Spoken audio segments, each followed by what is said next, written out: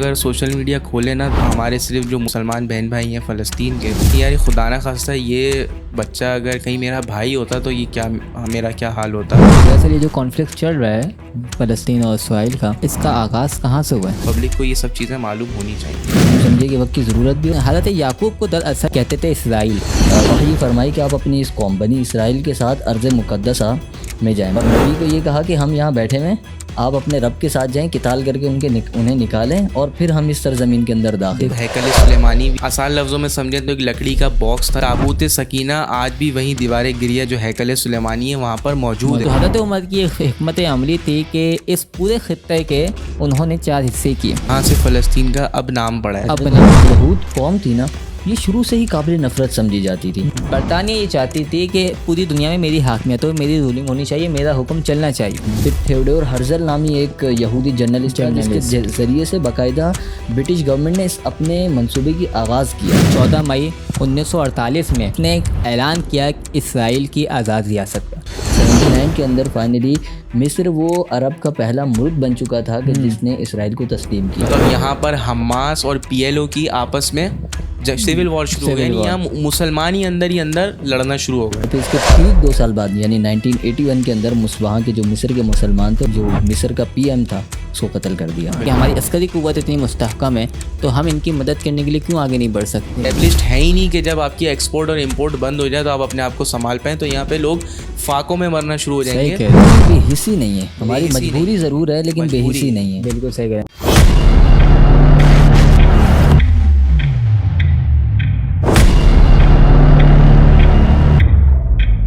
السلام علیکم، کیا حال ہے عبداللہ کا؟ خیریت سے ہیں؟ وعلیکم سب السلام، ٹھیک ٹھاک؟ اللہ کا شکر ٹھیک ٹھاک۔ آپ نے تو اپنا جس طرح جم کا اور ڈائٹ کا پلان بتایا تھا، میں تو سمجھا اس دفعہ آئیں گے ریکارڈنگ کے لیے تو شاید ہمارے جیسی کوئی جسامت ہوگی، سلم اینڈ اسمارٹ، لیکن اس طرح تو میرے خیال میں ہم 2 کو ملائیں تو آپ ایک اکیلے بنیں گے۔ یہ تو بہت زیادہ کر دیا آپ نے۔ خیر آپ دونوں کے برابر تو نہیں، زیادہ بنتا بھی ہے، کم بھی نہیں ہوا، لیکن مسئلہ یہ ہے کہ میں نے جم جوائن تو کیا تھا اور ٹریننگ کی فیس بھی اچھی خاصی دی تھی۔ مسئلہ یہ ہے کہ میں ایک تو بزی بہت روٹین چل رہا ہے، آپ لوگوں کو پتہ ہے کہ پڑھتے بھی ہیں، پھر اپنا کام بھی کرتا ہوں، تو وہ 8 9 کبھی کبھار 10 بھی بج جاتا ہے۔ اب یہ 12 13 گھنٹے کی ڈیوٹی کے بعد سمجھ لیں کہ ہمت ہی نہیں ہوتی ہے کہ بندہ ایکسرسائز کرے جا کے اور کچھ کرے۔ اور کھانے کے معاملے میں اللہ تعالیٰ نے کھانے سے کل بھی ایسا لگاؤ رکھا ہے کہ وہ بس سامنے آ جائے تو پھر اس کو چھوڑا نہیں جاتا۔ اور اب تو ویسے بھی سردی کا موسم بھی آ رہا ہے تو میرے خیال میں زیادہ بھوک لگاؤ اور زیادہ ہوگا۔ بس ابھی انشاءاللہ اس کے بعد پھر چلتے ہیں کہیں کھانے۔ لیکن میں دیکھ رہا ہوں کہ آج کل تو آپ سوشل میڈیا سے بھی بالکل غائب چل رہے ہیں، فیس بک پہ کچھ شیئر بھی نہیں کر رہے، اس کی کیا وجہ ہے؟ اتنی بزی لائف؟ نہیں اتنے تو خیر بزی ہوں، لیکن سوشل میڈیا سے خیر غائب ہونے کی دوسری وجہ ہے وہ یہ کہ آپ اگر سوشل میڈیا کھولیں نا تو ہمارے صرف جو مسلمان بہن بھائی ہیں فلسطین کے، ان کے اوپر ظلم و زیادتی کی جو وہ ویڈیو سامنے آتی ہیں، کسی نے اسٹوریز لگائی ہے، اور وہ بہت زیادہ اس وقت سمجھ لیں کہ معاملہ چل رہا ہے۔ اب جب وہ میں دیکھتا ہوں کہ ایک میرے بھائی کی عمر کا لڑکا جس میں بم میں پھٹ گیا، کسی کا آنکھ باہر آئی ہوئی ہے، کسی کا سر کھل گیا بچے کا، تو اب جب میں دیکھتا ہوں کہ یار خدا نہ خواستہ یہ بچہ اگر کہیں میرا بھائی ہوتا تو یہ کیا میرا کیا حال ہوتا، یا کسی کے پتہ ہے باپ گھر آ رہا ہے اس کو گولی مار دی پتہ چلا، تو یہ میں دیکھتا ہوں کہ اگر یہ کہیں خدا نہ خواستہ میرے والد ہوتے، یا جو وہاں اس وقت خواتین کا حال ہے، چھوٹی چھوٹی بچیوں کو آپ، میں نے بھی دیکھا ویڈیو، وہ اسکول سے نکلی ایک بچی، اب وہ مزے سے گھر جا رہی تھی لیکن اس کو نا بیچ میں گولی مار دی اور وہ تڑپ کے اسی سڑک کے اوپر مر گئی۔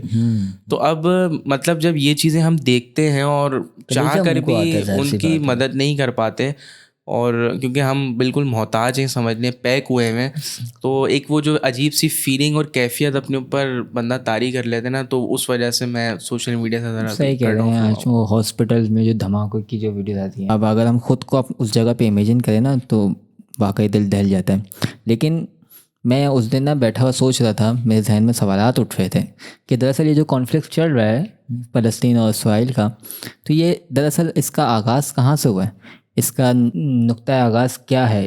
یہ اسٹارٹنگ پوائنٹ اس کا کیا ہے؟ آخر یہ ابھی تک سولو کیوں نہیں ہوا؟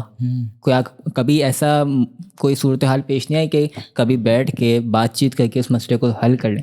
جو کچھ سوالات تھے کہ جو میرے ذہن میں پیدا ہو رہے تھے. تو میں یہ چاہتا تھا کہ نا اس طریقے کچھ معلوماتی ذخیرہ جو ہے نا ہم عوام کو جو ہے بتائیں, ان تک پہنچائیں اس بات کو. یہ وقت کی ضرورت بھی ہے, آپ صحیح فرما رہے ہیں, اور یوں سمجھے کہ وقت کی ضرورت بھی ہے, اور ہماری ذمہ داری بھی ہے کہ ہم اس طرح کا جو معلوماتی ذخیرہ ہے وہ لوگوں تک پہنچائیں. کیونکہ آپ کو بھی پتہ ہے, جس طرح آپ نے بھی اپنی روٹین کا ذکر کیا کہ اتنی بیزی لائف میں پھر لوگوں کے پاس اتنا وقت نہیں, دماغ نہیں, کون جائے 100 سال 200 سال کی ہسٹری پڑھے اور اس میں سے یہ نتائج مرتب کرے. تو میرے خیال میں یہ لوگوں کے پاس جو وقت اور یوں سمجھے کہ ذہن کی بھی کمی ہے ایک طرح سے, کہ وہ ان چیزوں سے اتنا انٹرسٹ نہیں رکھتے, اور ہماری یہ ذمہ داری بنتی ہے کہ ہم اس کو ایک اچھے انداز میں عوام تک پہنچائیں. اچھا, یہی وجہ آپ دیکھیں پبلک جو نا تھوڑی آپ کو کنفیوز بھی نظر آئے گی. ہاں بالکل. ان کو ایک تو پتہ ہی نہیں ہے کہ بھائی یہ ہسٹری کیا ہے. اب آیا کہ بھائی مسلمانوں نے پہلے حملہ کیا, یا یہاں پہ جو یہود تھے وہ کس طرح فلسطین میں داخل ہوئے. پھر برٹش گورنمنٹ, آپ لوگوں کو معلوم ہوگا کہ بڑا مین رول تھا برٹش گورنمنٹ کا, اور وہ کیا رول تھا. تو میں بھی جیسے آپ لوگوں کا پوائنٹ آف ویو ہے, میرا بھی یہی ہے کہ پبلک کو یہ سب چیزیں معلوم ہونی چاہیے. ظاہر سی بات ہے, اس کے لیے نا بہت زیادہ وقت درکار ہے. ہمارے ذہن اتنے چھوٹے چھوٹے سے آ رہے ہیں آج کل, نہیں وہ ہم کر سکتے. لیکن اس دن میں بیٹھا نا, جب اس کو میں ریسرچ کرنے بیٹھا تو میں نے دیکھا کہ یہ کوئی آج کی 100-200 سال پرانی کہانی نہیں ہے, بلکہ یہ اتنی قدیم کہانی ہے کہ جب حضرت یعقوب علیہ السلام اپنے آل اولاد کے ساتھ جب فلسطین آئے تھے, یعنی کہ مصر آئے تھے, اس وقت کی یہ کہانی ہے کہ وہاں سے یہ اس کی ابتدا ہوتی ہے. وہ کیسے کہ جب حضرت یعقوب علیہ السلام کے جو 12 بیٹے تھے, جن میں حضرت یوسف علیہ السلام کا بھی جو ہے شمار ہوتا ہے, ان کو حضرت یعقوب کو دراصل عبرانی زبان میں کہتے تھے اسرائیل. تو ان کا نام ہوا اسرائیل, اور ان کی جو پھر اولاد چلی, جو 12 قبیلے ان کے چلے, ان کی اولاد کو دراصل کہا جاتا ہے بنی اسرائیل. تو یہ اس وقت کا جو واقعہ ہے کہ وہاں سے ان کی بنی اسرائیلوں کی ابتدا ہوئی, اور یہ آج تک جو چلتے ہوئے آ رہے ہیں. اور یہ پھر حضرت موسیٰ علیہ السلام کی قوم بھی آگے یہی بنی اسرائیل, بہت مشہور قوم ہے. ان کے واقعات بھی قرآن میں تفصیل کے ساتھ ذکر ہیں, اور ان کا جو سب سے مین واقعہ یہ ہے کہ اللہ تبارک و تعالیٰ نے فرعون سے اس قوم کی یوں سمجھے کہ جان چھڑائی, انہیں نجات دی. کیونکہ وجہ یہ ہے کہ اس وقت تو یہ الگ سے امتیازی حیثیت تو حاصل نہیں تھی فلسطین کو, بلکہ یہ پورا مصر ہی تھا, اور اس مصر پر اس فرعون کی حکمرانی تھی, بادشاہی تھی. صحیح تھا. تو اس نے ظلم و ستم کیے, حتیٰ کہ خدائی کا دعویٰ کر دیا. اور پھر اللہ تبارک و تعالیٰ نے موسیٰ علیہ السلام کو یہ وحی نازل فرمائی کہ آپ اپنے بھائی ہارون علیہ السلام کے ساتھ فرعون کے پاس جائیں, اسے سمجھائیں, تبلیغ کریں.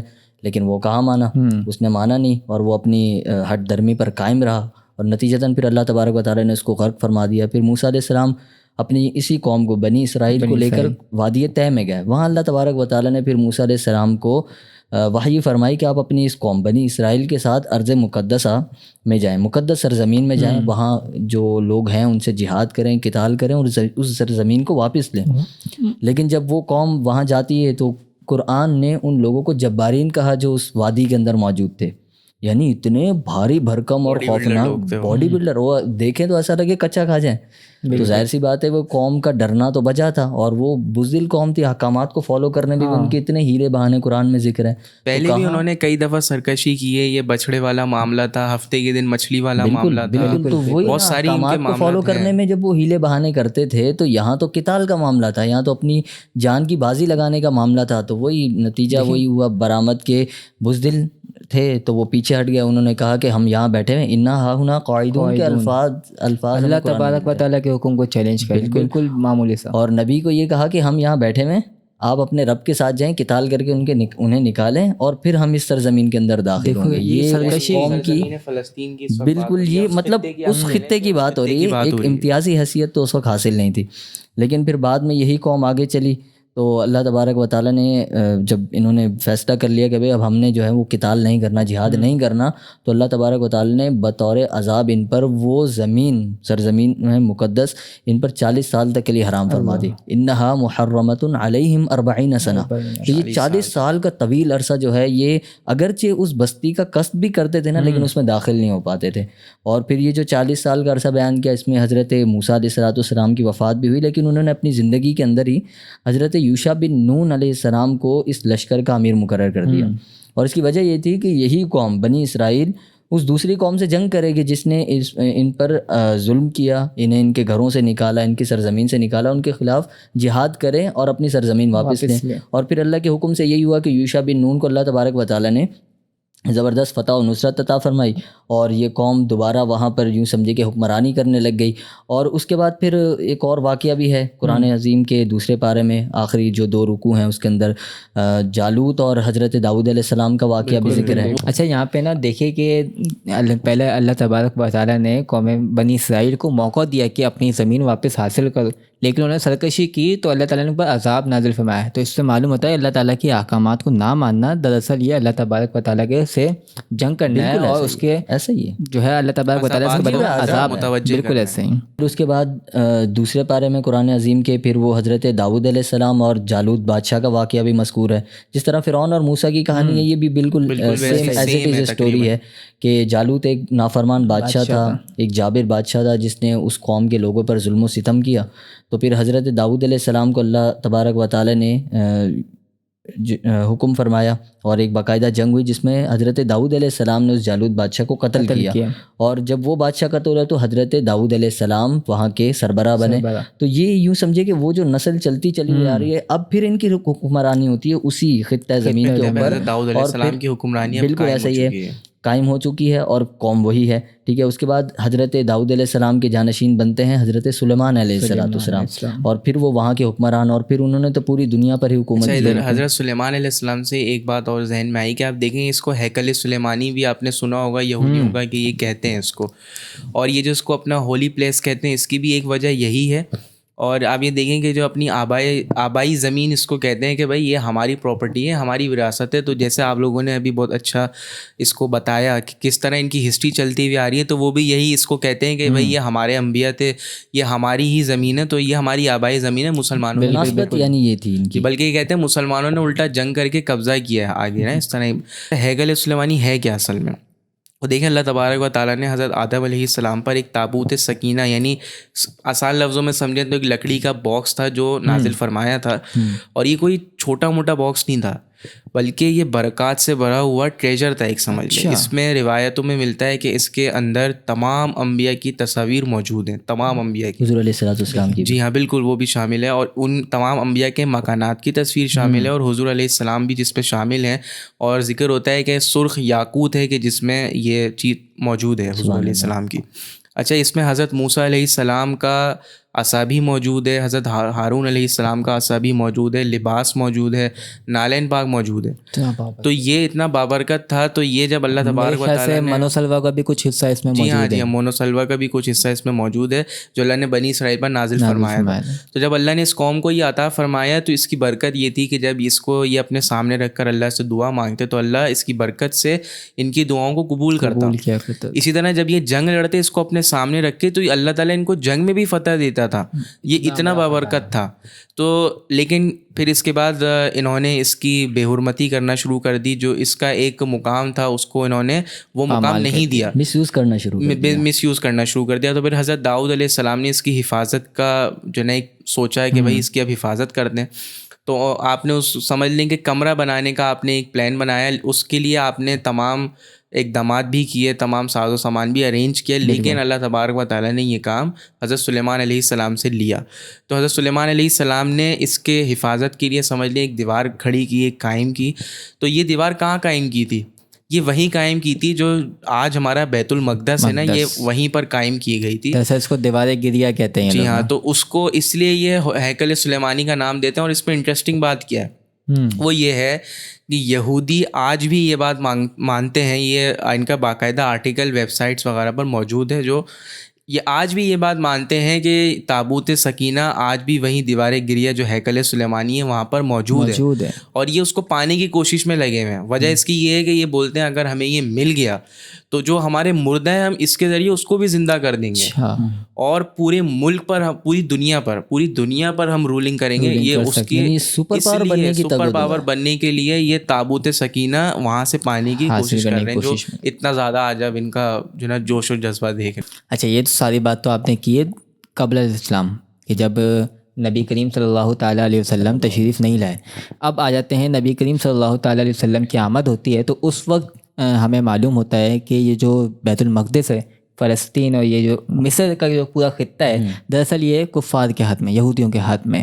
تو اس کے بعد جب حضرت عمر رضی اللہ تعالیٰ عنہ کا جو سنہری دور شروع ہوتا ہے اس میں حضرت عمر نے جو اس پورے خطے کی شاندار فتح حاصل ہوئی ان کو، اور پھر چونکہ ایک بہت بڑا خطہ تھا اس کے انتظامی امور کسی ایک بندے کو سنبھالنا تھوڑا مشکل تھا، دشوار تھا. تو حضرت عمر کی ایک حکمت عملی تھی کہ اس پورے خطے کے انہوں نے 4 حصے کیے. سب سے پہلے کا نام رکھا دمشق، دوسرا حمص، تیسرا اردن اور چوتھا فلسطین. یعنی یہاں سے فلسطین کا اب نام پڑا ہے. اب نام عمر رضی اللہ تعالیٰ بالکل ایسے ہی. اب اس فلسطین کی ابتدا یہاں سے شروع ہوتی. پھر یہی ہوا کہ اس جو ہے چاروں پارٹیشنز پہ جو ہے مسلمانوں حاکم بنے، ان کی حکومت رولنگ چلتی رہی. اس کے بعد بنو امیہ کا دور آیا، عباسی خلافت آئی، درمیان میں جو ہے کچھ معاملات ہوئے کہ دوبارہ یہودیوں کے قبضے میں گیا. مطلب یہ چلتا رہا مسلمانوں اور یہودی کے درمیان. بالکل ایسے ہی. جو سوال تھا نا کہ یہ کب سے شروع ہوا، یہ اسی وقت سے شروع ہوا اور آج تک چلتا آ رہا ہے. پھر یہ ہوا کہ درمیان میں حضرت صلاح الدین ایوبی رحمہ اللہ کہ جو بہت شاندار جو ان کو بیت المقدس کی فتح حاصل ہوئی، ایک دفعہ انہوں نے پھر جو اس کو فتح کیا، وہاں پہ مسلمانوں کی رولنگ دوبارہ سے قائم ہوئی. پھر یہ دور چلتا رہا آیا کہ یہ پہلی جنگ عظیم سے قبل ہم بات کر رہے ہیں تقریباً 1896 کی. اس وقت جو خلافت تھی نا دراصل وہ آٹومن امپائر تھی، یعنی کہ سلطنت عثمانیہ کے نام سے جو مشہور ہے.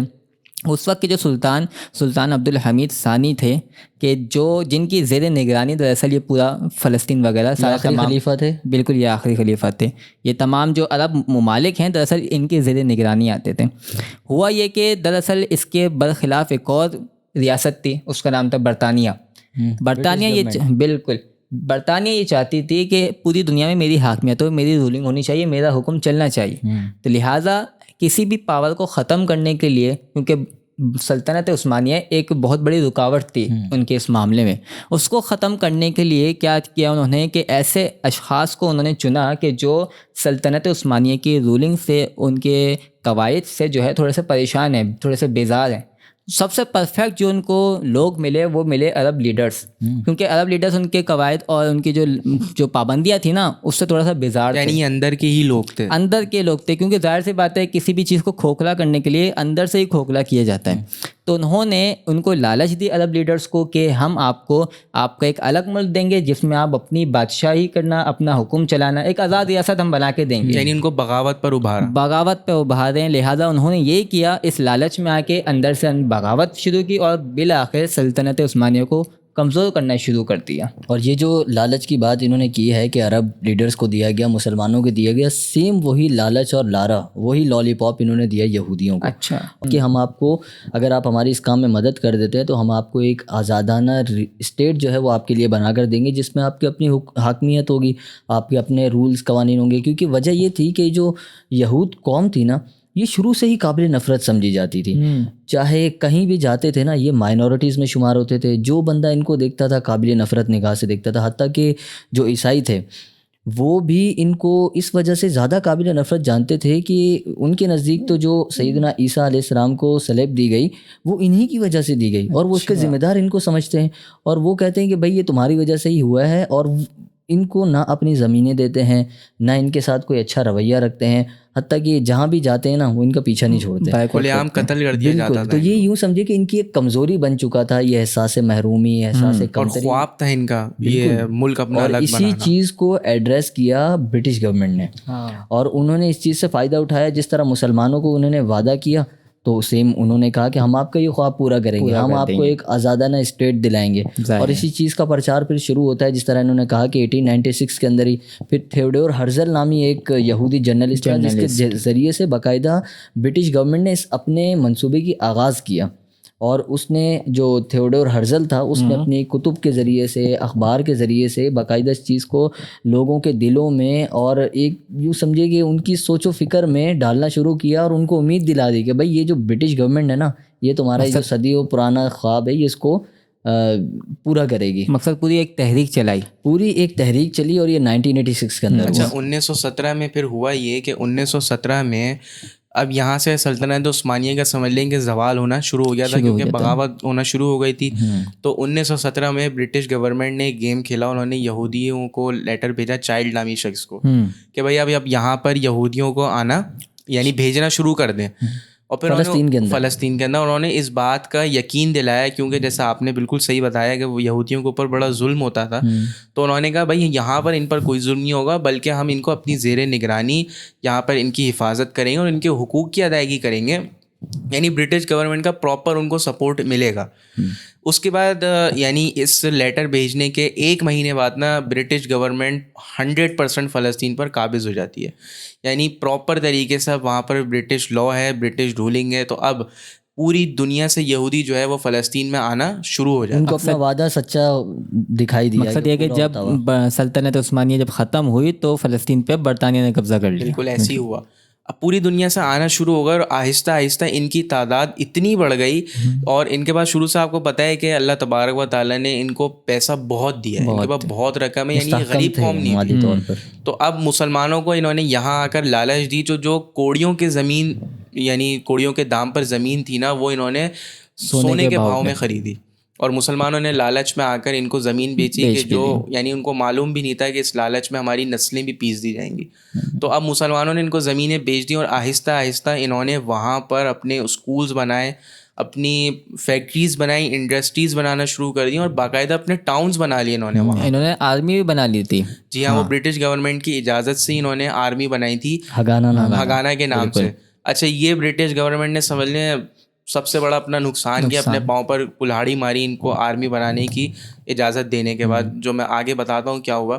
لیکن یہاں پر عرب جو لیڈرز تھے ان کو یہ بات محسوس ہونا شروع ہو گئی کہ بھائی انہوں نے جو ہمیں لالی پاپ دیا تھا وہ اب ہمارے منہ سے نا انہوں نے چھین لیا. برٹش گورنمنٹ نے ہم سے بھی تو آزادی کا وعدہ کیا تھا, ہم سے بھی تو کوئی اجازت انہوں نے بولا تھا, ہمیں تو وہ چیز نہیں دی جا رہی, بلکہ یہودیوں کو لیے جو قانون بنایا گیا وہ تو بڑا نرم قانون ہے, اور ان کو مطلب برٹش گورنمنٹ انہی کو سپورٹ کری, ہمیں کچھ نہیں کرتی, ہمیں پوچھ بھی نہیں. تو کچھ ٹائم تک تو انہوں نے یہ بات محسوس کی اور برداشت کی, لیکن جب ان کو 100% یہ ریئلائز ہو گیا کہ نہیں جی آپ کے ساتھ دھوکہ ہو گیا, تو پھر عرب لیڈرز تھے وہ برٹش گورنمنٹ کے خلاف انہوں نے احتجاج شروع کیا.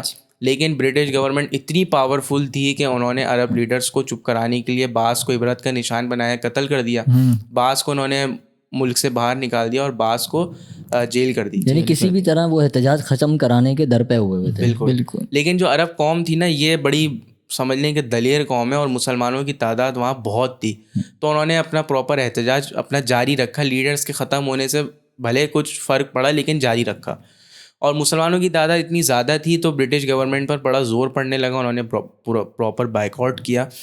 لیکن پھر برٹش گورنمنٹ نے ایک ان کو آفر دی کہ بھائی ہم فلسطین کو ڈیوائڈ کر دیتے ہیں, کچھ میں آپ رہ لیں اور کچھ میں یہودیوں کو رہنے دیں. لیکن یہ تو ان کے منہ سے ہی مطلب بندہ نوالا چبا رہا اس کے منہ سے کھینچ لو, تو بھائی انہیں کا ملک ان کو ڈیوائڈ کرنے کے لیے دیا, ملک اور انہیں کو ڈیوائڈ کرنے کا بول رہے ہیں, تو وہ یہ بات نہیں مانے. اس کے بعد برٹش گورنمنٹ نے وائٹ پیپر پالیسی جو ہے نا وہ لوگوں کے سامنے آیا کی, جس میں یہودیوں کے پاؤں تلے زمین نکل گئی. یعنی یہ بہت بڑا ان کے ساتھ سمجھ لیں کہ دھوکہ تھا. ہوا یہ تھا کہ برٹش گورنمنٹ نے اس وائٹ پیپر پالیسی میں 4 چیزیں رکھیں. ایک یہ کہ 10 سال تک فلسطین جو ہے انڈیپینڈنٹ ملک رہے گا. دوسری بات یہ کہ یہاں پر یہ جو فلسطین ہے اب یہ ڈیوائڈ نہیں ہوگا, یعنی اس میں مسلمان جہاں چاہے رہیں, یہودی جہاں چاہے رہیں. یہ برٹش گورنمنٹ کی, یہ برٹش گورنمنٹ کی تھی. اچھا, یہ تو 2 چیزیں نارمل تھیں جس میں مسلمان یہودی برابر تھے. 2 چیزیں جو تھی نا, ایک یہ کہ اب جو یہودی فلسطین میں آ گئے اتنے آ گئے, اب باہر سے کوئی دوسرا یہودی فلسطین میں نہیں آ سکتا, یعنی بین کر دیا. تو یہ بہت بڑا ان کے اوپر ان کی گردن پہ حملہ تھا سمجھ لیں. یہ دوسری چیز یہ کہ جو وہاں پر آ چکے ان کے ساتھ ظلم یہ تھا کہ جو آ گئے اب وہ مزید لینڈ نہیں خرید سکتے, مزید زمینیں پراپرٹیز نہیں خرید سکتے, کچھ بلڈ نہیں کر سکتے. تو انہوں نے کہا بھائی ہم کیا سڑکوں پہ رہیں گے. لیکن یاد کریں انہوں نے, میں نے بتایا کہ اپنی آرمی یعنی اسرائیل کو انہوں نے اجازت دے دی تھی اپنی آرمی بنانے کی, بس وہی آرمی اسرائیل نے برٹش کے خلاف استعمال کی اور سول وار اندر شروع کر دیا. یعنی جس برٹش نے جو ان کو لے کے آیا اس میں, جو ان کو سپورٹ کر رہا تھا, جس کی سپورٹ سے انہوں نے اپنا پورا امپائر کھڑا کیا, اسی کا یہ مارنا شروع ہو گیا. لیکن یہاں پہ نا ایک ٹوسٹ بھی ہے. ٹوسٹ یہ ہے کہ دراصل جب یہ برٹش اور یہودی آپس میں جب لڑ رہے ہوتے ہیں تو یہاں شروع ہو جاتی ہے World War II. تقریباً 1939 کی بات ہے. اچھا جب ورلڈ وار 2 ہو رہی ہوتی ہے تو ہم دوسری طرف دیکھتے ہیں کہ جہاں پہ جرمنی میں ہٹلر نے یہودیوں کا 65% تقریباً بتاتے ہیں کہ یہودیوں کا قتل عام مچا دیا تھا. ہولوکاسٹ کے نام سے, ہولوکاسٹ کے نام سے تاریخ مشہور ہے کہ جہاں ان کی لاشوں کے انبار لگا دیے تھے. اب بچے جو 35% یہودی وہ لوگ کہاں جاتے ہیں؟ ہم دیکھتے ہیں کہ تاریخ میں اسپین وغیرہ اور دیگر ممالک سے جب ان کا بائیکاٹ کیا جاتا ہے تو یہ سلطنت عثمانیہ میں آ کے پناہ لے لیتے ہیں. اب انہی کی وجہ سے سلطنت عثمانی کا خاتمہ ہوتا ہے. اب یہ لوگ کہاں جاتے ہیں؟ صرف اور صرف فلسطین ایک واحد راستہ تھا. اس کی 2 وجہ تھیں. ایک تو پہلے سے یہاں پہ یہودی موجود تھے کافی تعداد میں, اور دوسری وجہ یہ تھی کہ ان کے جو مذہبی علامتیں ہیں, ہولی پلیسز ہیں, وہ یہاں پہ پہلے سے موجود ہیں. تو لہٰذا ایک یہی واحد راستہ ان کو نظر آیا کہ جہاں آ سکتے تھے. یہی ہوا کہ وہ لوگ اسی شہر میں آئے. اب آپ نے جو بات کی کہ برٹش سے لڑ رہے تھے آلریڈی, تو جب اور لوگ آ گئے یہودی تو ان کی پاور ہو گئی مضبوط. اور چونکہ ورلڈ وار 2 میں ہم دیکھتے ہیں کہ برطانیہ کا ایک اہم کردار رہا ہے, تو ورلڈ وار 2 جب ختم ہوئی تو یہ کمزور پڑ گئی تھی تھوڑی سی, کیونکہ ان کو مستحکم ہونے کے لیے تھوڑا وقت چاہیے تھا برٹش گورنمنٹ کو. ہاں, تو اب ان کے اندر اتنی سخت نہیں تھی کہ یہودیوں سے مزید لڑیں. تو یہ جو تمام جو ہم بات کرتے آ رہے ہیں پہلی جنگ عظیم کے بعد سے, یہ جو تمام رائتا برٹش گورنمنٹ نے پھیلایا تھا وہ دراصل اس کو سارٹ آؤٹ کرنے کے لیے اس نے ڈال دیا UN, جسے یونائٹڈ نیشن کہتے ہیں, اس کے گلے میں. لہٰذا یونائٹڈ نیشن کو ہم دیکھتے ہیں کہ ایک عالمی ادارہ ہے, منصفانہ فیصلے کرتا ہے تمام ممالک بین الاقوامی کے درمیان.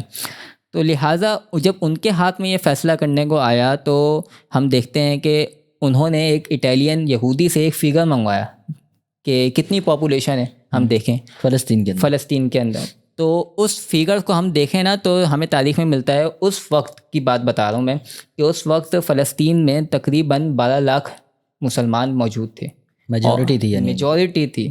جبکہ ہم ان کی جو بالکل ہاف یعنی کہ 6 لاکھ یہودی وہاں پہ موجود تھے, اور بالکل مائنورٹی اقلیتوں میں تقریباً 1 سے 1.5 لاکھ جو ہے عیسائی وہاں پہ موجود تھے.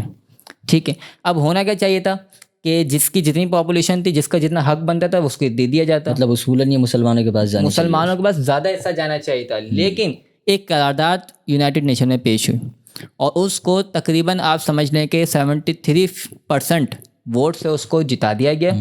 اور اس قرارداد میں کیا تھا کہ جو فلسطین کا 55% حصہ ہے وہ دراصل یہودیوں کے قبضے میں آئے گا. تو اب آپ دیکھیں کہ کتنا غیر منصفانہ فیصلہ ہے, آدھی سے بھی زیادہ, جبکہ یہودیوں کے مقابلے میں مسلمان ڈبل ہیں. اچھا, اس وقت انڈیا بھی اس مہم میں شامل تھا, اور اس کا جو یعنی PM تھا اس وقت نہرو, جس کا نام تھا ہندوستان دراصل. تو انہوں نے اس بات کو باقاعدہ واضح کیا ہے کہ یہودیوں کی طرف سے ان کو رشوت کی آفر ہوئی کہ بھائی آپ ہمارے حق میں یہ ووٹ کریں تو ہم آپ کو فلاں رقم دیں گے, یا جو بھی چیز انہوں نے اس وقت رشوت کے لیے کی. لیکن انڈیا نے خیر اس کے خلاف ہی ووٹ دیا تھا. لیکن آپ یہ دیکھیں واضح یہ ہوا کہ ان کو 72% جو ووٹ ملا یہ ایسے ہی نہیں مل گیا, بلکہ انہوں نے رشوت کھلائی تھی. بالکل. اچھا, اس کے بعد جب چونکہ زیادہ حصہ یہودیوں کے پاس آیا تو بالآخر 14 مئی 1948 میں جو ان کا ایک سربراہ تھا ڈیوڈ بین گورین جسے کہا جاتا ہے, وہ اس نے ایک اعلان کیا اسرائیل کی آزاد ریاست کا. دراصل یہاں سے مائز وجود میں آیا اسرائیل, اور یہی پہلا PM بنا اسرائیل 1948 کے اندر. اب جیسے ہی اس نے یہ اعلان کیا تو جتنے بھی عرب ممالک تھے ان کے دل میں تو ظاہر سی بات ہے تیش تو آنا تھا ان کو, یہ کیسے ہو سکتا ہے کہ ہماری زمین پہ ہی ایک نیا ملک بنا لیا, قابض ہو گئے. تو 5 نیبرنگ کنٹریز جو تھے انہوں نے یہ فیصلہ کیا کہ ہم اسرائیل پر حملہ کریں گے. لہٰذا انہوں نے کیا, لیکن وہ اس بات سے باخبر تھے کہ اس اسرائیل کے پیچھے بین الاقوامی ریاستیں, ان کی فوج ہے وہ مضبوط ہے, لہٰذا ان کو شکست کا سامنا کرنا پڑا. اس طرح سے اسرائیل نے ان جگہوں پر بھی قبضہ کر لیا کہ جو یونائٹڈ نیشن نے مسلمانوں کے قبضے میں تھی, یعنی اور زیادہ مضبوط ہو گیا ہے, جس کا نتیجہ یہ نکلا کہ جو غزہ کی جو پٹی ہے اس کے ساتھ ساتھ مصر کا جسے کہتے ہیں سینائی پیننسولیا جو ایک حصہ ہے اس پر بھی یہ لوگ قابض ہو گئے. تو آپ دیکھیں کہ ایجپٹ کے بھی کچھ حصے پر کیونکہ وہ بھی اس جنگ میں شامل تھا نا, وہ بھی عرب ممالک میں آتا تھا. اچھا, یہ تو آپ نے خیر بہت داستان بیان کر دی جو انہوں نے جنگ و جدل لگائی رکھی نا, لیکن 1979 کے اندر پھر ان کے درمیان عالمی طور پر پیس ٹاک کروائی گئی اسرائیل اور مصر کے درمیان, کیونکہ انہوں نے جس طرح ذکر کیا کہ عرب ممالک کے جو رہنے والے تھے ان کے دلوں میں ویسے ہی بہت زیادہ طیش آ چکا تھا. تو ایک عالمی طور پر یہ تاثر دینے کے لیے کہ بھائی اب ہم امن سے رہیں گے, اس میں کوئی ہم جنگ و جدل نہیں کریں گے, تو باقاعدہ پیس ٹاک کروائی گئی. اور مصر کو اسرائیل کا وجود تسلیم کرنے کی شرط پر ان کے مقبوضہ جو علاقے تھے جو آپ نے ابھی ذکر کیے، پیننسولا کا علاقہ تھا اور یہ غزہ کی پٹی، غزہ اسٹرپ، یہ واپس دینے کی شرط پر انہوں نے کہا کہ آپ ہمارا وجود تسلیم کریں، جو اب تک وہ نہیں کر رہے تھے. دراصل اس سے پہلے ایک اور جنگ ہوئی تھی جس کی وجہ سے جو ہے غزہ کی جو پٹی تھی نا یہ ایجپٹ میں آ گئی تھی جس وجہ سے. ہاں تو یہ باقاعدہ مطلب یوں سمجھے کہ ایک مقبوضہ علاقہ بن گیا تھا، وہ چاہے کوئی بھی جنگ ہو، لیکن یہ یوں سمجھے کہ اسرائیل کے پاس چلے گیا تھا. اور انہوں نے پھر یہ واپس کرنے کی شرط پر انہوں نے کہا یہودیوں کو، مسلمانوں کو، کہ آپ کو یہ وجود تسلیم کرنا ہوگا ہمارا. اور یہی ہوا کہ 1979 کے اندر فائنلی مصر وہ عرب کا پہلا ملک بن چکا تھا کہ جس نے اسرائیل کو تسلیم کیا. اچھا، لیکن اب ظاہر سی بات ہے اسرائیل کو کے وجود کو تسلیم کرنے کے بچوں کا کھیل نہیں تھا. یہ ایسے نہیں تھا کہ آپ کی کوئی چیز میں نے لے لی. مسلمانوں کے جذبات تھے اور انہیں تو یہ چیز برداشت ہی نہیں تھی کہ کوئی اسرائیل کے وجود کو تسلیم کرتا ہے. جیسے اب تک بھی ہمارے ہاں یہ چیز اس پر احتجاج ہوتا ہے کہ ہم اسرائیل کے وجود کو تسلیم نہیں کریں گے.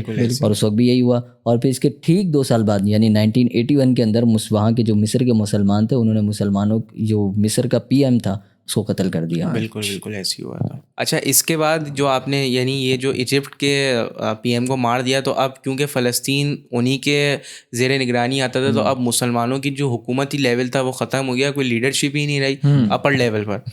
تو اس کے تقریباً 10 سے 11 سال بعد یعنی 1991 یا 2 کے اندر فلسطین کے مسلمانوں نے یہ فیصلہ کیا کہ بھائی اب ہمیں لیڈرشپ یعنی قائم کرنی چاہیے، اب ہمیں اپر لیول پر آنا چاہیے. تو انہوں نے PLO یعنی ایک آرگنائزیشن بنائی جس کے لیڈر یاسر عرفات غالباً ان کا نام تھا، جن کو رکھا. تو اب انہوں نے حکومتی لیول پر یعنی اب فلسطین کی جو حکومت کا نام تھا وہ PLO یعنی یاسر عرفات کے زیر نگرانی تھی. اس کے بعد ہوا یہ کہ جب PLO قائم ہوئی تو انہوں نے اسرائیل کے جو جہاز تھے ان کو ہائی جیک کیا، وہاں حملے کیے اور بم دھماکے وغیرہ یعنی مالی نقصان پہنچایا بہت زیادہ. اس کے بعد یہ ہوا کہ عالمی سطح پر یعنی انٹرنیشنل لیول پر ان کو ٹیررسٹ آرگنائزیشن قرار دے دیا PLO کو. لیکن اب بھی کچھ ملک جو غیر مسلمین کے ہی تھے وہ بھی اختلاف کرتے تھے کہ بھائی یہ وہ لوگ ہیں کہ جو اپنے ملک کے لیے جد و جہد کر رہے ہیں، یہ بلکہ ٹیررسٹ نہیں ہے، ڈیفینس کر رہے ہیں. پھر ہوا یہ کہ انٹرنیشنل لیول پر ہی PLO کو اور اسرائیل کا جو PM تھا اس کو آپس میں انہوں نے کہا کہ بھائی آپ پیس ٹاک کر لیں، یہ معاملہ بڑا طویل عرصے سے چلتا آ رہا ہے، معصوم لوگ بھی اس میں مر رہے ہیں، تو پیس ٹاک کر لیں. تو یہ جو دونوں لیڈرز تھے یہ پیس ٹاک کرنے کے لیے مان گئے. لیکن یہاں سے ہوا یہ کہ یہ جو ان کا PLO تھا یہاں سے ایک اور گروپ بن گیا. وہ کون سا بنا؟ جس کو آج ہم حماس کا نام دیتے ہیں. یہ گروپ اس لیے بنا کہ کچھ مسلمان تھے کہ جو چاہتے ہی نہیں تھے کہ ہم کسی بھی طریقے کا یہودیوں سے معاہدہ کریں، وہ صرف جنگ اور جہاد چاہتے تھے. تو اب وہ PLO سے الگ ہو گیا جس کا نام حماس آج ہم جانتے ہیں. اچھا، سیم یہی گروپ اسرائیل کا بھی تھا کہ جو 2 گروپس میں بڑھ گیا. ایک یہ تھا کہ جو پیس ٹاک چاہتا تھا اور ایک جو شدت پسند تھے وہ چاہتے تھے بھائی مسلمانوں سے، دونوں جماعتوں میں سے ایک گروپ، یعنی اب یہ 4 گروپ ہو گئے. بالکل 4 گروپ ہو گئے. لیکن یہ 2 گروپ جو الگ ہوئے تھے اتنے زیادہ بڑے ہی نہیں تھے، تو یہ جو 2 بڑے گروپ تھے ان کو کوئی اثر نہیں پڑا. انہوں نے پیس ٹاک کی اور یہی طے پایا کہ بھائی اب دونوں مل کر رہیں گے اور دونوں حکومت کریں گے فلسطین کے اوپر. لیکن اس سے پہلے ہی اسرائیل، کیونکہ یہ یہودی انہوں نے دھوکہ دیا تھا مسلمانوں کو، تو انہوں نے تقریباً حصے پر قبضہ کر لیا تھا. جو ویسٹ بینک کا بھی حصہ آتا ہے انہوں نے اس کے اوپر بھی قبضہ کر لیا تھا. لیکن پھر بھی ڈیوائڈ یہ ہوا کہ 3 حصے ڈیوائڈ ہوئے، جس میں سے ایک میں صرف فلسطین کرے گا حکومت، ایک میں اسرائیل فلسطین دونوں، اور ایک میں صرف اسرائیل، یعنی 50-50. لیکن اس کے باوجود مسلمانوں کے پاس سمجھ لیں کہ چند ٹکڑے ہی آئے حکومت کرنے کے لیے. بہرحال PLO مان گیا. اس کے بعد جو اسرائیل کے جو شدت پسند یہودی تھے انہوں نے اپنے PM کا قتل کر دیا. جس طرح ایجپٹ میں کیا تھا اسی طرح یہاں پہ انہوں نے کیا. اس کے بعد الیکشن ہوئے باقاعدہ طور پر پھر یعنی مسلمانوں کے، تو اس میں PLO جو تھا وہ کھڑا ہوا، لیکن حماس والے جو مسلمان تھے وہ اس بات پر راضی نہیں تھے. وہ انہوں نے کہا بھائی ہم بائیک آؤٹ کریں گے الیکشن کا. بائیک آؤٹ کیا، لیکن PLO کی تعداد میں جو حق میں تھے مسلمانوں کی تعداد وہ بڑی تھی، PLO جیت گیا.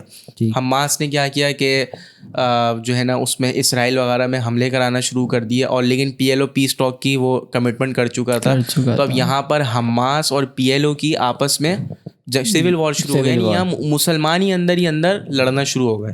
تو اب یہاں پر حماس PLO لڑنے لگے. اس کے 10 سال بعد یعنی 1996 میں پہلے الیکشن ہوا، دوسرے ہوئے 2006 میں.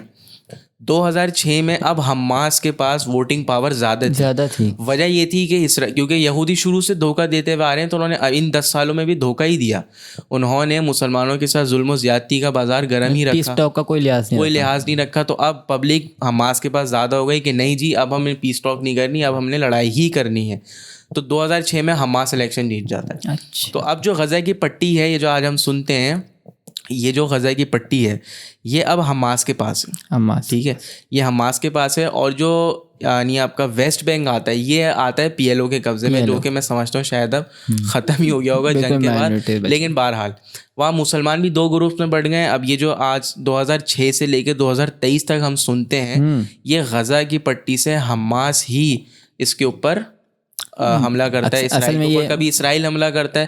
عموماً یہی ہوتا ہے کہ پہلے وہی لوگ حملہ کرتے ہیں, حماس نہیں کرتا ہے, پھر حماس اس کا جوابی کارروائی کرتا ہے. لیکن اب یہ 2006 سے لے کر 2023 تک کا یہ معاملہ چل رہا ہے. دراصل یہ وہی ایکسٹریمسٹ والا گروپ ہے. بالکل ایسے ہی. اور اب جو میرے خیال میں ہسٹری ہم نے بیان کر دی ہے, اس سے ہمیں میرے خیال میں اب سوالات کے جوابات بھی انسان خود جان سکتا ہے کہ جس طرح آپ نے کہا کہ بھی پہلے مسلمانوں نے حملہ کیا یا یہودیوں نے کیا یا کیا, کس کا کیا رول ہے وہ دراصل واضح ہے. تو اس میں پھر یہی ہے کہ ظاہر سی بات ہے مسلمانوں کا بھی کوئی اس میں کم قصور نہیں تھا. یعنی ایسا نہیں تھا کہ ہمیشہ وہ بے قصور رہے, بلکہ اس میں ان کا بھی بہت زیادہ قصور رہا. جیسے انہوں نے کہا کہ کوڑیوں کو مول بکنے والی زمینوں کو جب یہودیوں نے کہا کہ ہم اس کو سونے کے بھاؤ خریدیں گے, تو انہوں نے سوچا نہیں, بلکہ بغیر فیوچر پلاننگ کیے انہوں نے کہا کہ بس ٹھیک ہے. اپنے دین کو مقدم نہیں کیا بلکہ اپنی لالچ کو مقدم کیا اور دین کو پیچھے رکھا. ہاں, وہی دنیاوی اغراض تھی. اور اس کے ساتھ پھر جو برٹش کا ڈبل پالیسی گیم تھا کہ مسلمانوں سے تو وعدے کیے ہی کیے, یہودیوں سے بھی کیے, آپس میں ان کو بھی بھیڑوایا, لڑوایا,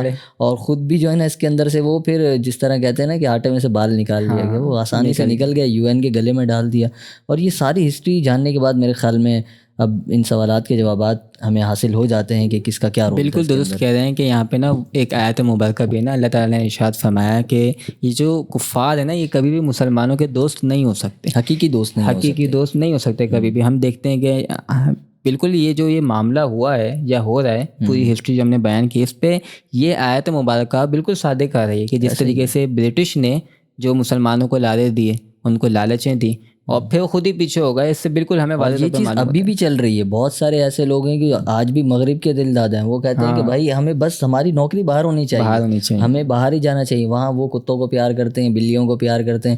لیکن یہ ساری ہسٹری جاننے کے بعد میرے خیال میں تھوڑا سا ان کو پتہ چلے گا کہ انسانیت کے قتل میں بھی ان کا اتنا ہاتھ ہے. کفار جتنے میٹھے ہو جائیں دراصل وہ دل سے نفرت ہی کرتے ہیں مسلمانوں کے. ایسا ہی ہے. لیکن مصطفیٰ بھائی مسئلہ یہ ہے کہ پاکستان کو ہم دیکھیں اگر بحیثیت اسلامک ملک یہ بنا ہے, اور یہ ایک ماشاء اللہ سے ایٹامک پاور ہے الحمدللہ, اس کی فوج جو ہے پاک فوج اس کا بہترین افواج میں شمار ہوتا ہے, قوت مطلب بہت زبردست ہے. تو ہم کیوں آگے نہیں بڑھتے؟ ہم دیکھتے ہیں کہ مسلمانوں پہ اتنا ظلم ہو رہا ہے, تو ایک مسلمان بھائی ہیں, اس حیثیت سے ہم ان کی مدد کے لیے کیوں نہیں جاتے؟ کیونکہ ہم دیکھتے ہیں کہ ہماری عسکری قوت اتنی مستحکم ہے, تو ہم ان کی مدد کرنے کے لیے کیوں آگے نہیں بڑھ سکتے؟ دیکھیں, یہ میں سمجھتا ہوں کہ یہ ایک جذباتی وار ہے. آپ کو جوش میں ہوش نہیں کبھی بھی نہیں کھونا ہوتا, بلکہ ہمیشہ ہوش سے کام لینا ہوتا ہے, ورنہ ہوش ٹھکانے لگ جاتے ہیں. پاکستان کے جو اس وقت کنڈیشن ہے, آپ مجھے ذرا دیانتداری سے بتائیں گے تو اس کا جواب آپ کو سمجھ میں آئے گا. اس وقت کتنے ملک ہیں کہ جو بچہ بھی جانتا ہے کہ پوری دنیا تقریباً سمجھ لیں پاکستان کو ڈیمولش کرنے کے چکر میں لگی ہوئی ہے. آپ کے برابر میں انڈیا بیٹھا ہوا ہے, ادھر امریکہ ہے, ادھر 10 امریکہ ہے, جو سمجھ لیں تقریباً آدھی دنیا تو آپ کے خلاف ویسی ہے. تو 10 ملک اس وقت آپ کو اگر ڈیمولش کرنے بیٹھے ہیں اور انتظار کر رہے ہیں کہ بھائی آپ نے ایک قدم اٹھایا نہیں, اور پاکستان کے خلاف انہوں نے اقدام اٹھایا نہیں. اگر آج پاکستان ایک میزائل فائر کر دے تو آپ کی جو ایکسپورٹ ہے 50 to 60% امریکہ میں ہوتی ہے, ٹھیک ہے. اسی طرح دوسرے ممالک ہیں 100% ایکسپورٹ آپ کی بند ہو جائے گی. تو جب آپ کی ایکسپورٹ بند ہو جائے گی تو آپ ویسی قرضوں میں ڈوبے ہوئے, تو آپ کے ملک کا دیوالیہ ہو گیا سمجھ لیں آپ. اسی طرح تمام ملک اپنی امپورٹ جو ہے آپ کے ملک کے لیے جو امپورٹ ہے وہ بند کر دیں گے, تو آپ کی امپورٹ بھی بند ہو گئی. اس کے بعد جب آپ کے ملک اتنا یعنی آپ اپنا اسٹیبلشڈ ہے ہی نہیں کہ جب آپ کی ایکسپورٹ اور امپورٹ بند ہو جائے تو آپ اپنے آپ کو سنبھال پائیں, تو یہاں پہ لوگ فاقوں میں مرنا شروع ہو جائیں گے. جو ابھی کچھ ٹائم پہلے سری لنکا کا حال ہوا تھا, اس سے برا حال پاکستان کا ہونا شروع ہو جائے گا. کی تو ابھی کچھ ٹائم پہلے ہم خبریں سن رہے تھے کہ ملک دیوالیہ ہونے والا ہے, قریب ہے. تو اب ایک بات تو یہ ہو گئی. دوسری بات یہ ہے کہ دیکھیں, اس کو مثال سے سمجھیں. پاکستان کی حالت ایک ایسے شخص کی طرح ہے کہ جس کے ہاتھ پاؤں باندھ دیں اور اس کو سوئمنگ پول یا دریا میں پھینک دیں اور بولیں تیر کے دکھاؤ, وہ تیر پائے گا؟ وہ مر جائے گا. بھائی پاکستان کی حالت بھی سیم ایسی ہے کہ اس وقت تاک میں آپ اگر حملہ کرتے ہیں اور پھر جب آپ کی امپورٹ ایکسپورٹ بند ہو گئی تو کیا وہ چوڑیاں پہنے ہوئے ہیں وہ جوابی کارروائی نہیں کریں گے, وہ اس سے ڈبل جوابی کارروائی کریں گے. بات تو ٹھیک اور ہے. اسرائیل کے ساتھ تو تمام یورپ جو ہے وہ ملا ہوا ہے. جب وہ کارروائی کریں گے تو فلسطین سے 10 گنا زیادہ نقصان آپ کے اپنے پاکستان میں مسلمانوں کا ہو جائے گا. اس کا ہرگز یہ مطلب نہیں ہے کہ ہم فلسطین کے بہن بھائیوں سے ان کی مدد نہیں کرنا چاہتے, اپنی جان چھڑا رہے ہیں, ایسا نہیں ہے, بلکہ نتائج کو غور کرنا پڑتا ہے. آپ دیکھیں, اگر آپ کر کے دیکھ لیں تو آپ کو اندازہ ہو جائے گا کہ پھر کیا یہاں پہ کیا. یعنی بیسیکلی یہ بے حسی نہیں ہے, ہماری مجبوری ضرور ہے لیکن بے حسی نہیں ہے. بالکل صحیح کہہ رہے ہیں. لیکن سغران بھائی مجھے مصطفیٰ بھائی کی بات سے ایسا محسوس ہو رہا ہے کہ دراصل نا یہ توکل کے نا خلاف بات ہے تھوڑی سی, کیونکہ دیکھیں نا ہمارا جو مائنڈ سیٹ ہے کہ نبی کریم صلی اللہ علیہ وسلم کے دور میں ہم غزوہ بدر کا اگر ہم مشاہدہ کریں تو وہاں تو کچھ بھی نہیں تھا ایسا, صحابہ کرام 313 کی تعداد میں تھے. اس کے برخلاف اگر ہم کفار کو دیکھیں 1000 کی تعداد میں, وہ سارے سردار تھے اس وقت, وہ بالکل پاورفل تھے. اس کے مقابلے میں بھی جب وہ مسلمان میدان میں آئے تو اللہ تبارک و تعالیٰ نے انہیں نصرت دی. تو کیوں ہم یہ سوچ رکھ کے کیوں ہم آگے نہیں بڑھ سکتے؟ دیکھیں اس کے بہت سارے جوابات ہو سکتے ہیں. ایک تو جواب یہ ہے کہ دیکھیں صحابہ کے دور میں, اب آپ دیکھیں نا, آپ اپنی بارڈر لائن بغیر ویزا یا پاسپورٹ کے کراس نہیں کر سکتے. کسی دوسرے ملک میں داخلے کے لیے آپ کو یہ ساری چیزیں ماننی پڑیں گی. صحابہ کے دور میں یہ چیزیں نہیں تھیں. اس وقت وہ نیوکلیئر بامز وغیرہ, ایٹامک پاورز اور یہ سب چیزیں نہیں ہوا کرتی. بالکل ایسے تلواروں کا دور تھا, آمنے سامنے, آپ کے سامنے دشمن ہے, آپ اس کے سامنے میدان جنگ سجا ہوا ہے اور آپ نے جو ہے وہ تلوار کے ساتھ اپنے دشمن سے روبرو مقابلہ کرنا ہے. یہ وہ جنگ تھی. اور آج کی جنگ بالکل اس کے یوں سمجھے کہ بدل چکی ہے. اور یہ بٹن پہ سارے کام ایسا ہی ہے. اور یہ تو یوں سمجھے کہ ہر ایک بچہ بھی جانتا ہے کہ اس وقت کی دور میں اور جنگ میں اور آج کے دور کی جنگ میں زمین آسمان بہت فرق ہے. تو اب آپ دیکھیں نا, آپ قیاس جو کر رہے ہیں تو آپ کر رہے ہیں. مطلب آج کے دور میں اگر آپ, ٹھیک ہے وہ توکل کی مثال دینا تو غلط نہیں ہے, لیکن آپ یہ تمام چیزیں بھی تو دیکھیں نا. اس طرح تو پھر آپ دیکھیں کہ حضور علیہ الصلوۃ والسلام کی حدیث مبارکہ کا مفہوم ہے کہ جس نے آیت الکرسی پڑھی اللہ تبارک و تعالیٰ اس کی حفاظت کر فرماتا ہے.